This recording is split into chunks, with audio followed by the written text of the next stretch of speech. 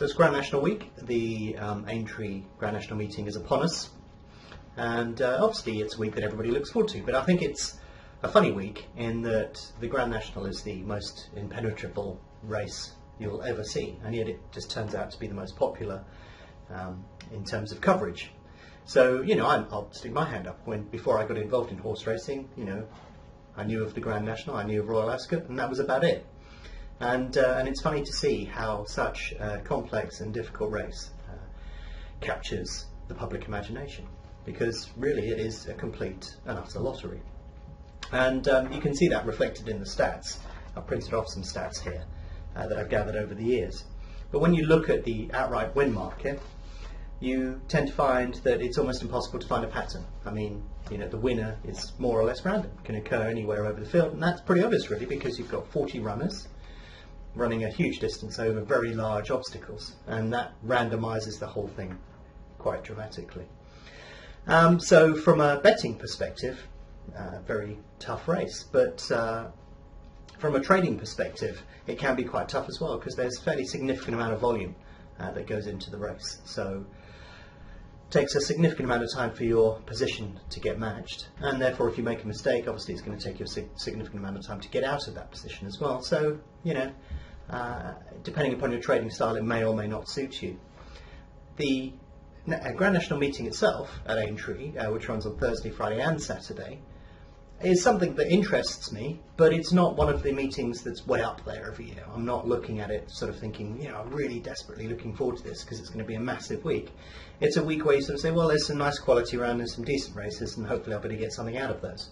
But I don't rate it up there with a Royal Ascot or a Goodwood or something like that. You know, it's okay, it's nice to have some quality on there, but, you know, over the years my results have been above average, but nothing amazing. So it's a good week, but it's not anything to sort of, you know, get wildly excited about and start ordering your Sunseeker. So anyway, back to the National itself.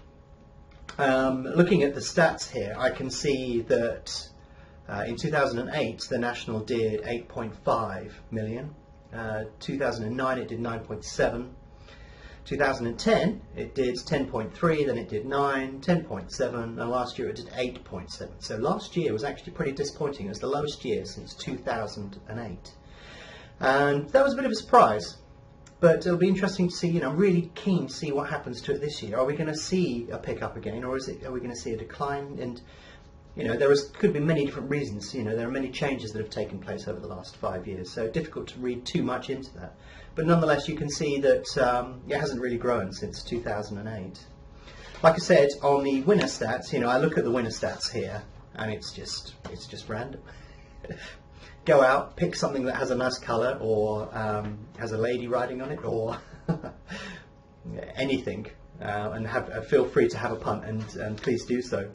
And you can look at the winner SP that's been returned over the last few years, and it's since 2008 it's 10, 143, 19, 19, 43, 127.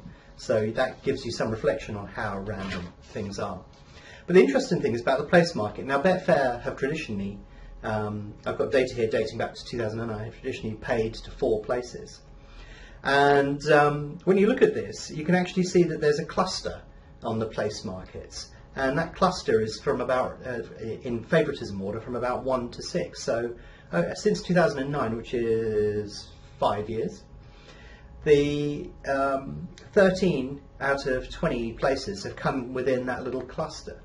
And if you sort of expand it outwards to about runner 13, then you capture even more of them. But it's interesting to see that there is a cluster in the place market. So generally, the market gets favouritism right, but it can't pick the winner, I think, is what all of the stats are saying with the Grand National.